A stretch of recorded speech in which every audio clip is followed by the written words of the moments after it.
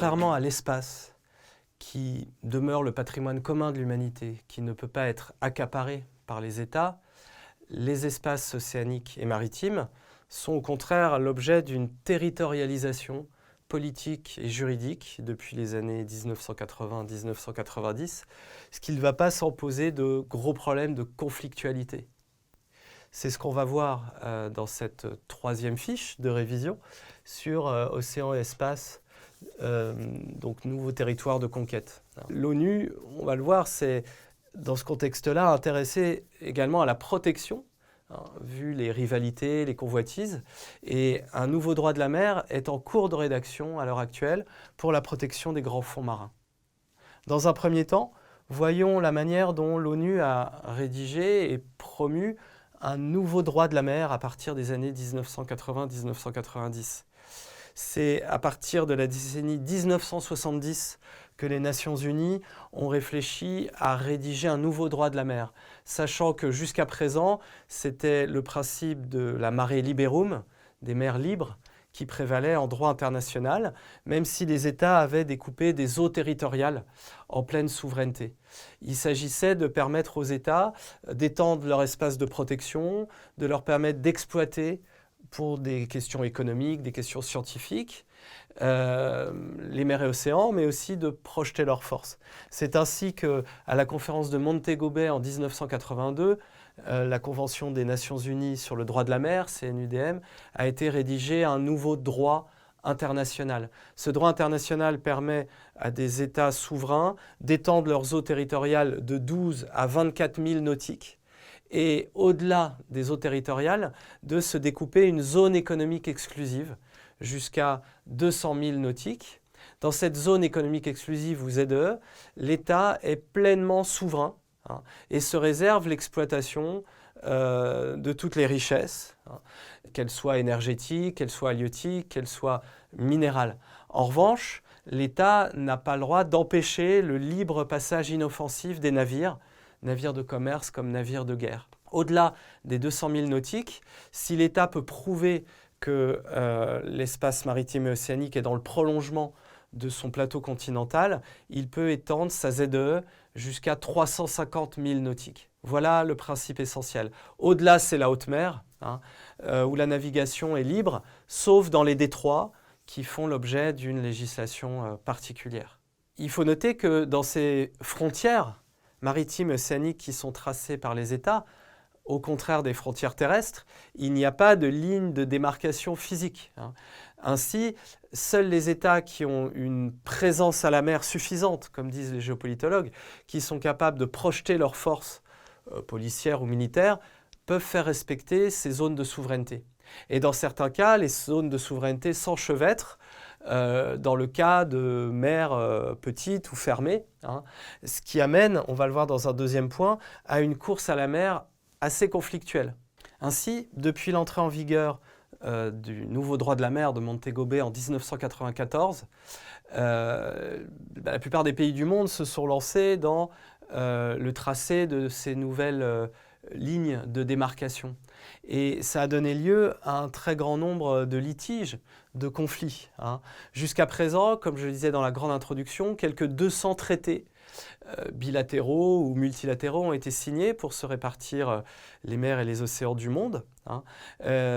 Alors ça couvre jusqu'à présent à peu près 45% des espaces maritimes et océaniques du monde. Plus de 100 millions de kilomètres carrés ont été appropriés de cette manière-là. Mais il reste encore des dizaines de litiges qu'on estime entre 70 et 80, souvent dans des mers petites, semi-fermées, des Méditerranées comme on dit, où les zones économiques exclusives vont s'enchevêtrer.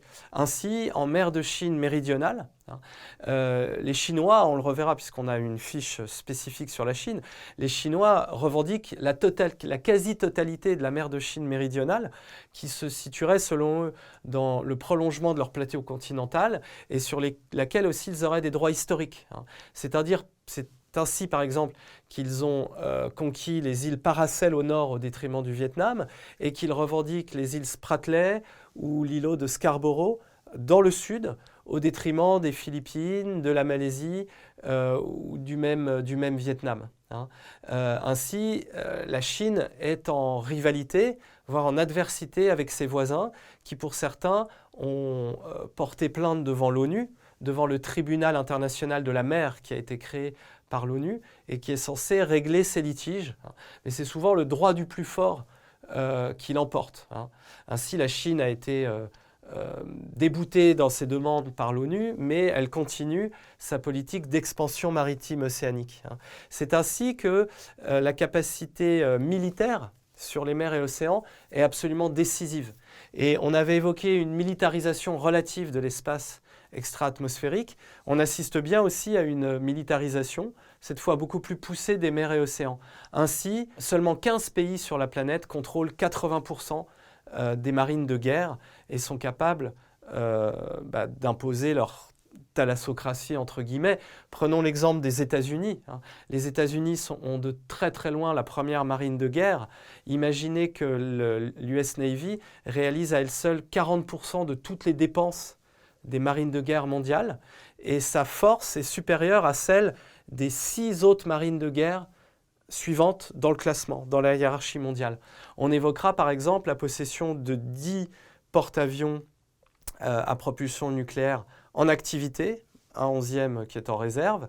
On évoquera aussi le fait que les États-Unis possèdent à peu près la moitié des sous-marins nucléaires de la planète, notamment 14 sous-marins nucléaires lanceurs d'engins, donc l'engin nucléaire, des sous-marins nucléaires lanceurs de missiles de croisière, des sous-marins nucléaires d'attaque, donc SNLE, SNA, SNCGN, qui permet aux États-Unis d'avoir une flotte extraordinairement puissante. Ces flottes, puisqu'il y en a 6 différentes, sont réparties sur les différents océans du monde, donc 2 pour le seul océan Pacifique.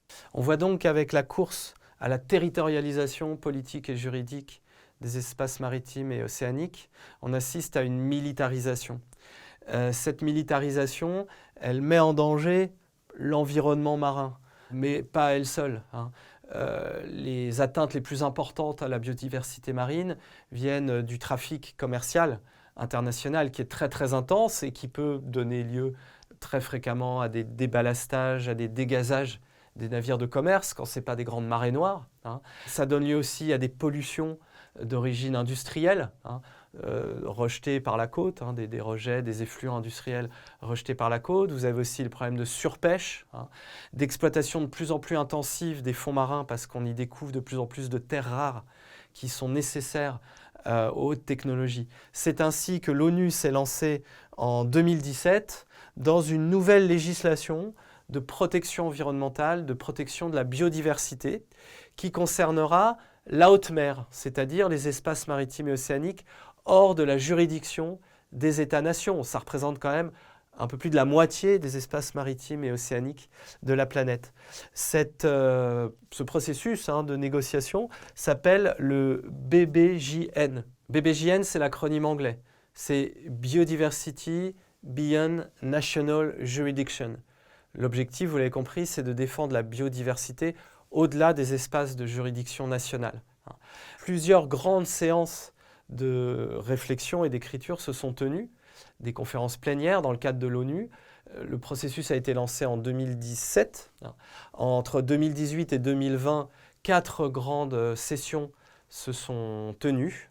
L'objectif étant, pour l'essentiel, de créer des aires de protection marine qui permettront de protéger la biodiversité de ces espaces. C'est l'objectif essentiel. Il y a des objectifs secondaires qui tiennent aussi à une meilleure coopération entre les États quant aux recherches sur la biodiversité marine et aux profits que peut générer cette meilleure connaissance des fonds marins. Voilà donc un nouvel espace qui va devenir un patrimoine commun de l'humanité, enfin c'est déjà inscrit dans les textes de l'ONU, mais qui pourrait être protégé à l'image de ce que l'ONU avait fait en 1959 pour l'Antarctique et l'océan austral. Ça représente une sorte de modèle que l'ONU voudrait appliquer maintenant également aux fonds marins.